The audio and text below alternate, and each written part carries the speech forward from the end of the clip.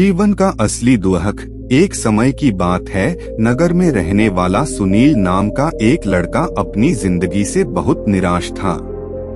उसकी निराशा का कारण यह था कि वह अब तक कुछ भी नहीं कर रहा था। उसके माँ बाप उसे ताने मारते कि तेरे सारे मित्र कुछ ना कुछ कर रहे हैं, लेकिन तू अभी भी घर में ही बैठा हुआ है। मित्रों के बीच भी अक्सर उसका मजाक ही बनता। वह कहीं जाता तो लोग उससे पूछते कि क्या कर रहे हो। उसे यह बताने में बड़ी शर्म आती कि अभी वह कुछ भी नहीं कर रहा। धीरे धीरे उसने रिश्तेदारों के यहाँ जाना और लोगों से मिलना जुलना कम कर दिया। वह ज्यादातर समय अपने घर में ही बैठा रहता। वो अकेले में रोता, भगवान को कोसता और अपनी किस्मत को दोष देता। अब उसे अपनी जिंदगी बोझ लगने लगी थी। कभी कभी वह सोचता कि जब वह कुछ करने के लायक ही नहीं है तो फिर उसके जिंदा रहने का भी क्या फायदा। उसे तो मर जाना चाहिए। एक दिन वे अपने नगर की एक सड़क से गुजर रहा था। तभी उसने देखा कि एक गुरु दुख के ऊपर प्रवचन दे रहे हैं। वह भी वही भीड़ में पीछे बैठ गया और गुरु के प्रवचन सुनने लगा।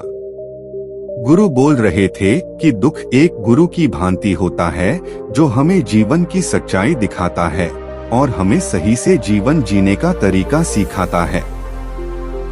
आप चाहे तो अपने दुख रूपी गुरु से जीवन जीना भी सीख सकते हैं और चाहे तो उस दुख में डूबकर बैठकर रो भी सकते हैं। सुनील भी गुरु की ये सारी बातें ध्यान से सुन रहा था, लेकिन उसे गुरु की यह बातें सही नहीं लगी। उसने खड़े होकर कहा, दुख कुछ भी सिखाकर नहीं जाता, सिर्फ पीड़ा देकर जाता है। दुख की पीड़ा अनंत होती है।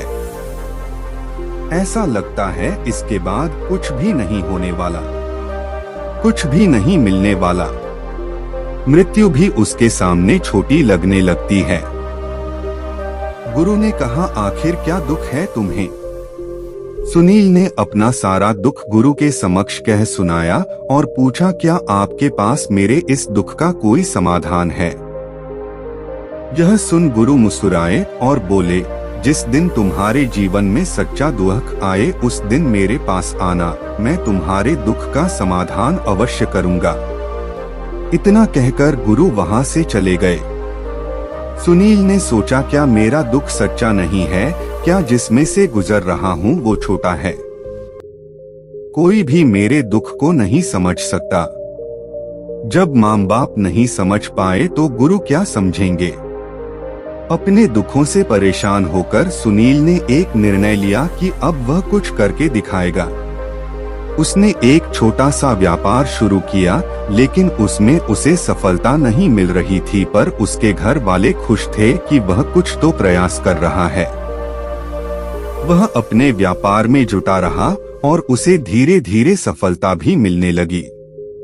फिर उसने रफ्तार पकड़ ली और सिर्फ 3 साल के अंदर ही वह एक बड़ा व्यापारी बन गया।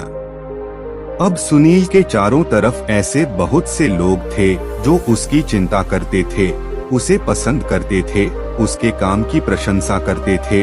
अब उसके घर वाले भी उसकी प्रशंसा करते नहीं थकते थे। दिन प्रतिदिन उसके मित्रों की संख्या बढ़ती जा रही थी। अब वो अपनी जिंदगी से बहुत ही खुश था। उसके कुछ मित्रों ने उसे सलाह दी कि जब तुम बड़े व्यापारी बनकर इतने खुश हो तो सोचो कि अगर तुम इस नगर के, इस राज्य के सबसे बड़े व्यापारी बन जाओ तो तुम्हारे पास कितना सुख होगा, कितने लोग तुमसे जुड़ना चाहेंगे, तुम्हारा कितना यश फैलेगा। स्वयं राजा भी तुमसे मित्रता करना चाहेंगे और जरूरत पड़ने पर तुमसे ही धन उधार लेंगे। मित्रों की यह बात सुनील के मन में घर कर गई। अब उसने और भी धन कमाने का प्रयास शुरू कर दिया, लेकिन उसे ये सब कुछ बहुत ही जल्दी चाहिए था। वह सब कुछ प्राप्त करने में अपना ज्यादा समय बर्बाद नहीं करना चाहता था। इसीलिए उसने ऐसे भी कार्य करने शुरू कर दिए जो उचित नहीं थे। उसने बड़ी मात्रा में अपने मित्रों से धन उधार लेना शुरू कर दिया। ज्यादा मुनाफा कमाने के लालच में अपने सामान में मिलावट करने लगा। उसने दूसरे व्यापारियों के खिलाफ षड्यंत्र भी रचे, उन्हें डराया धमकाया। जैसा जैसा उसके मित्र उससे कहते गए वही करता गया।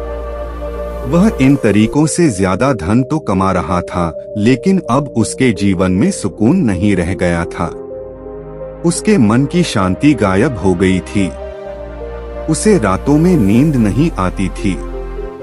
सुख साधन की सारी वस्तुएं होने के बाद भी उसे किसी में सुख नहीं मिल रहा था।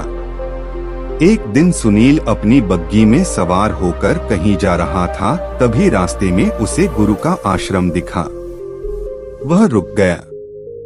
वह गुरु के पास जाकर बोला, गुरुदेव, आपने कहा था कि जब तुम्हारे जीवन में सच्चा दुख आए तब मेरे पास आना। अब मैं बहुत दुखी हूँ। मेरे रातों की नींद गायब हो गई है। मुझे कहीं सुकून नहीं मिल रहा। इस तरीके से सुनील ने अपनी सारी समस्या गुरु के सामने कह सुनाई। गुरु ने कहा, जब तुम मुझसे पहली बार मिले थे तब भी तुम किसी दुख में थे। तुमने उस दुख से क्या सीखा? सुनील नहीं कहा। मैंने सीखा कि सिर्फ सोचने और चिंता करने से कुछ नहीं होता। अपनी सोच को सच करने के लिए कर्म करना पड़ता है, और सिर्फ कर्म करने से भी कुछ नहीं होता।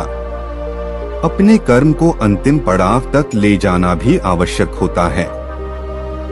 चाहे रास्ते में कितनी मुश्किलें आईं, मन कितना ही निराश हो, कितना ही लगे कि अब आगे कुछ भी नहीं होने वाला, तब भी यह मानकर चलो कि मैं जो भी कर रहा हूँ उसमें सफल अवश्य होगा। लोग सिर्फ सफल व्यक्ति को ही सम्मान देते हैं, फिर चाहे कोई कितना ही अच्छा क्यों ना हो, वह लोगों की नजरों में होता है। यह सब सुन गुरु मुस्कुराए और बोले, यह असली दुख नहीं है। जब तुम्हारे जीवन में असली दुख आए तब मेरे पास आना, मैं उसका समाधान अवश्य करूंगा। सुनील जाते समय गुरु को सोने के सिक्कों से भरा घड़ा भेंट किया। घड़ा देखकर गुरु ने कहा, यह मेरे किसी काम का नहीं, इसे उस पेड़ के नीचे गड्ढा खोदकर दफना दो। सुनील ने गुरु के कहे अनुसार घड़े को पेड़ के नीचे दफना दिया और वहां से चला गया। कुछ दिनों तक तो व्यापार अच्छी तरक्की कर रहा था, लेकिन गलत व्यापार की वजह से ही धीरे धीरे उसे व्यापार में घाटा होने लगा। उसकी सारी धन संपदा धीरे धीरे खत्म होने लगी, और एक दिन ऐसा आया जब उसके पास कुछ भी नहीं बचा और वह कर्जे से लग चुका था। लेकिन वह निश्चित था, क्योंकि उसने सारा कर्ज अपने मित्रों से ही लिया था। मैं सोचता था कि उसके मित्र बुरे समय में उसका साथ देंगे, लेकिन ऐसा कुछ भी नहीं हुआ। बुरा समय आते ही मित्रों ने ही सबसे पहले अपना उधार मांगना शुरू किया, और उधार वापस न करने पर जान से मारने की धमकी भी दी। उसके शुभचिंतक, उसे चाहने वाले सब उससे दूर हो गए। उसके वो मित्र जो उसके साथ मौज मस्ती किया करते थे, अब उससे दूर भागने लगे। उसके परिवार वाले उसे उसकी गलतियां और कमियां गिनाने लगी। उसकी सारी संपत्ति नीलाम हो गई और उसके पास कुछ भी नहीं बचा। उसने अपने पिता से सहायता मांगी, तो पिता ने कहा, मेरे पास ये थोड़ी सी ही संपत्ति है, अगर मैं यह भी तुम्हें दे दूंगा तो तुम्हारी माँ को कहाँ रखूंगा? यह संपत्ति हमारा आखिरी सहारा है। सुनील के भीतर बहुत गहरा दुख था। उसके आसपास ऐसा कोई भी नहीं था जो उसके दुख को समझ सके, उसे संभाल सके। लोगों से मिले इस धोखे और विश्वासघात की वजह से वह अंदर तक टूट गया। उसे लगने लगा, अब जीने का क्या मतलब? अब तो मृत्यु ही एकमात्र सहारा है, वो है आत्महत्या करना। वह एक भारी की तरफ जा रहा था कि तभी उसे याद आया, गुरु ने कहा था, जब तुम्हारे जीवन में असली दुख आए तब मेरे पास आना, सुनील गुरु के पास गया और अपना सारा दुख सुनाया। वहीं आंखों में आंसू भरकर बोला, मेरे इस दुख का समाधान कीजिए गुरुदेव। गुरु ने कहा, जब तुम्हारे जीवन में असली दुख आए तब मेरे पास आना, मैं उसका समाधान अवश्य करूँगा। सुनील ने कहा, क्या अभी जो मेरे जीवन में घट रहा है वो दुख नहीं है? आखिर असली दुख होता क्या है? गुरु ने कहा, सबसे पहले तुम ये बताओ कि तुमने अपने इस दुख से क्या सीखा।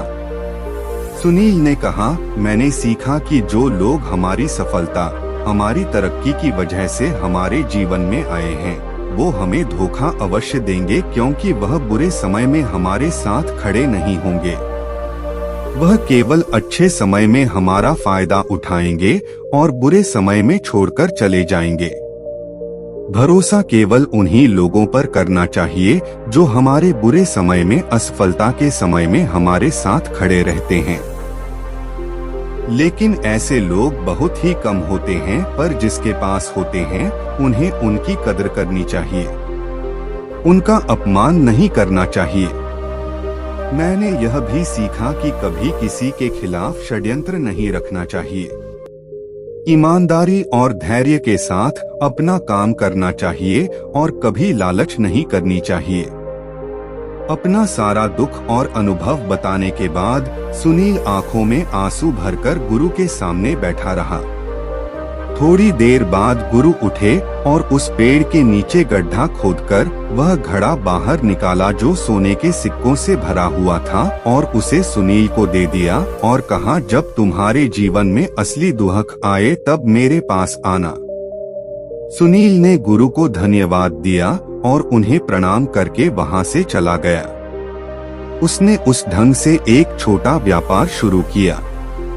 अब वह एक छोटा व्यापारी बनकर भी खुश था। उसने पूरी लगन और ईमानदारी से व्यापार किया। देखते ही देखते वह अपने नगर का फिर एक बड़ा व्यापारी बन गया। उसका जीवन खुशियों और सुविधाओं से भर गया। लेकिन कोई कितना भी अच्छा हो, कितना भी अच्छा काम करें, दान करें, पुण्य करें, लोगों की मदद करें, लेकिन जीवन में दुख तो आता ही है। तो सुनील के जीवन में भी दुर्ख आया। उसके माता पिता की मृत्यु के रूप में वो दोनों एक ही दिन मृत्यु को प्राप्त हो गए।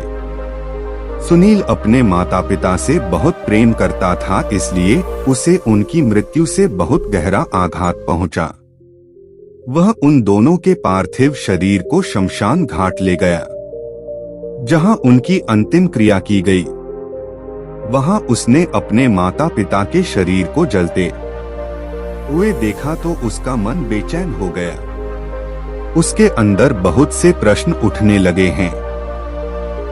घर वापस आया तो उसने अपने माता पिता के घर और संपत्ति को देखा, जिसके लिए उसके पिता हमेशा लड़ते रहते थे। आज वह लावारिस पड़ी है। आज उसकी देखरेख करने वाले, उसके लिए लड़ने वाले इस दुनिया से चले गए। उसके पिता ने जो भी कमाया था, जो भी बनाया था, वो सब यहीं रह गया था। एक दिन पहले तक किसी से भी अपनी संपत्ति के लिए लड़ जाने वाले उसके पिताजी आज खुद इस दुनिया से अलविदा हो गए थे। उसका मन इसी तरह के अनेक विचारों के भंवर में फंसा हुआ था। उसे अंदर से अकेलापन और डर महसूस हो रहा था। उसे कुछ खालीपन सा महसूस हो रहा था। उसे लग रहा था कुछ तो है जिससे वो समझ नहीं पा रहा। इसीलिए वो गुरु के पास गया। उसे देखते हुए गुरु ने कहा, क्या जीवन में कोई दुख है? सुनील ने कहा, वैसे तो जीवन में कोई दुख नहीं है गुरुदेव, सब सुख है, सब अच्छा चल रहा है, लेकिन आज मेरे माता पिता की मृत्यु हो गई। इस घटना से मेरा मन बहुत दुखी और बेचैन है। गुरु ने कहा, इसमें दुखी होने वाली कौन सी बात है? एक दिन तो सभी के प्रियजनों को मरना ही है। हमेशा जीवित ना तो कोई रहा है और ना ही कोई रहेगा। एक दिन तो तुम्हें भी मरना ही है। हो सकता है कल ही मर जाओ या आज भी मर सकते हो। सुनील ने कहा, ये आप क्या कह रहे हैं गुरुदेव कि मैं भी मर जाऊंगा, पर मैं तो अभी जवान हूँ। गुरु ने कहा, इस भ्रम में तो सभी जी रहे हैं कि मृत्यु दूसरों को आती है, बूढ़ों को आती है, लेकिन बूढ़ों के सामने ही जवान मर जाते हैं, बच्चे मर जाते हैं। मृत्यु का किसी की उम्र से कोई संबंध नहीं है, ये तो सबको अपना बना लेती हैं। गुरु की यह बातें सुनील के मन में घर कर गई और वह चुपचाप वहां से चला गया, लेकिन उसका मन बेचैन अब भी था। वह कुछ खालीपन सा महसूस कर रहा था। वह पूरे दिन अपने बारे में सोचता रहता कि वह कौन है, इस दुनिया में क्यों आया है। क्या सिर्फ चीजों का उपयोग करना और मरना ही जीवन का लक्ष्य है? ऐसे ही बहुत से प्रश्न उसके मन में लगातार उठ रहे थे, लेकिन उसे अपने किसी भी प्रश्न का उत्तर नहीं मिल पा रहा था और उसका दुख दिन प्रतिदिन बढ़ता जा रहा था। इसीलिए कुछ दिनों बाद वह फिर गुरु के पास पहुंचा और बोला, गुरुदेव मैं बहुत दुखी हूँ क्योंकि मैं यह नहीं जान पा रहा हूँ कि मैं कौन हूँ और इस दुनिया में क्यों आया हूँ। यह सुन गुरु मुस्कुराए और बोले, आज पहली बार तुम्हारे जीवन में सच्चा दुख पैदा हुआ है। वास्तव में यही है जो दुख कहलाने के लायक है कि हमें पता नहीं कि हम कौन हैं, क्यों आए हैं, क्या करना है, कैसे करना है। सुनील ने कहा, गुरुदेव मेरे इस दुख का समाधान कीजिए। गुरु ने कहा, हम सभी इंसान जीवन भर कर इकट्ठा करते रहते हैं। हम सभी इंसान जीवन भर धन, संपत्ति, मान, सम्मान, परिवार, मित्र, शत्रु, पद, प्रतिष्ठा इत्यादि इकट्ठा करते रहते हैं। गुरु ने कहा, क्या इन इकट्ठा की हुई सभी चीजों में से एक भी चीज को अपने साथ ले जा सकते हो? सुनील ने कहा, नहीं गुरुदेव, इनमें से कुछ भी साथ नहीं जाता। मेरे माता पिता के साथ भी कुछ नहीं गया, सब तो यही छूट गया, घर, परिवार, संपत्ति, सब कुछ। गुरु ने कहा, अब मेरी बातों को ध्यान से सुनना। इस दुनिया में हमें जो इकट्ठा करना चाहिए वो तो हम कभी इकट्ठा करते ही नहीं। चीजें हमारे सामने ही होती है, लेकिन हम उन्हें देखने का प्रयास ही नहीं करते। इस दुनिया में हमें जिस चीज को इकट्ठा करना है वो हम खुद हैं। हमें खुद को इकट्ठा करना है ताकि जब मृत्यु हो तो हम एक हो सके और स्वयं को पहचान सकें। हम भीतर से बंटे हुए हैं। हम बंटे हुए हैं प्रेम में, नफरत में, क्रोध में, जलन में, क्रूरता में, धन में, संपत्ति में, पद में, प्रतिष्ठा में, मान में, पहचान में, धर्म में, जाति में, ऐसे ही सैकड़ों हजारों चीजों और वास्तव में हम बंटे हुए हैं। हम टुकड़ों में जीवन जी रहे हैं। इस बंटवारे की वजह से हमारी चेतना कभी एक नहीं हो पाती। हमारी चेतना शक्ति बिखर गई है। इसीलिए हमारे पास इतना भी समय नहीं है, इतनी भी ऊर्जा नहीं है कि हम मुड़कर एक बार अपने भीतर देख सकें। वास्तव में जिस धन की कमी, सुविधाओं की कमी, मान सम्मान की कमी को लोग दुख समझते हैं और जीवन भर उसे दुख बोलकर रोते रहते हैं और उनका समाधान खोजने का प्रयास करते रहते हैं, उन्हें उसका समाधान कभी मिलेगा ही नहीं। क्योंकि जिन्हें लोग दुख कहते हैं वो असली दुख है ही नहीं, वो तो सिर्फ इंसान की चाहत है, उसकी इच्छा है जिसकी पूर्ति कभी नहीं की जा सकती। इसीलिए यहाँ व्यक्ति को ऐसे दुखों का कभी समाधान मिला ही नहीं। इसीलिए इन सब के ऊपर अगर अपने दुखों का परम समाधान चाहिए तो सबसे पहले अपने आप को इकट्ठा करो। अपनी ऊर्जा को इस संसार से वापस खींचो और एकत्रित करो। अपने ऊपर ध्यान दो, खुद पर ध्यान लगाओ। मृत्यु से पहले अपने आप को पहचान लो, ऐसे ही बिखरे हुए मत चलो। सुनील ने कहा, तो क्या गुरुदेव हमें ये संसार छोड़ देना चाहिए? अपनी सभी इच्छाओं को मार देना चाहिए? किसी से प्रेम नहीं करना चाहिए? धन संपत्ति नहीं इकट्ठा करनी चाहिए? मान सम्मान की आशा छोड़ देनी चाहिए। गुरु ने कहा, एक बिखरे हुए मनुष्य के अंदर से कामनाएं, इच्छाएं और वासनाएं ऐसे ही निकलती है जैसे पहाड़ से कोई पत्थर गिर रहा हो जिस पर पहाड़ का कोई नियंत्रण नहीं है। सिवाय देखने, परेशान होने और कुछ खोने के इसी प्रकार एक बिखरे हुए मनुष्य की इच्छाएं अनियंत्रित और दुखदायी होती है। उसका अनियंत्रित मन कुछ भी इच्छाएं और कल्पनाएं करता रहता है और दुखी होता रहता है। लेकिन जब व्यक्ति एकत्रित हो जाता है तो वह जो भी करता है सब उसके नियंत्रण में रहता है। तभी इच्छाएं भी उसकी इच्छा से निकलती हैं। सुनील ने कहा, गुरुदेव आपने मेरे सच्चे दुख का समाधान कर दिया। आपका बहुत बहुत धन्यवाद। आपसे मैं खुद को एकत्रित करने का प्रयास करूंगा। गुरु ने कहा, मानव शरीर में बहुत ऊर्जा है, बहुत शक्ति है, पर यह बेकार के कामों में बाँचकर रह गई है, चीजों में लगी रहती है। यह ऐसा ही है जैसे कि एक अत्यंत शक्तिशाली मशीन किसी बच्चे के हाथों में दे दी गई हो और वह बिना सोचे समझे, बिना किसी नियंत्रण और जानकारी के बस इसकी शक्ति को कहीं भी बर्बाद कर रहा हो। इसीलिए अपनी चेतना की शक्ति पर ध्यान दो और इसे एकत्रित करो। सुनील को अपने प्रश्नों का उत्तर मिल चुका था। उसने गुरु को धन्यवाद किया और चुपचाप वहां से चला गया।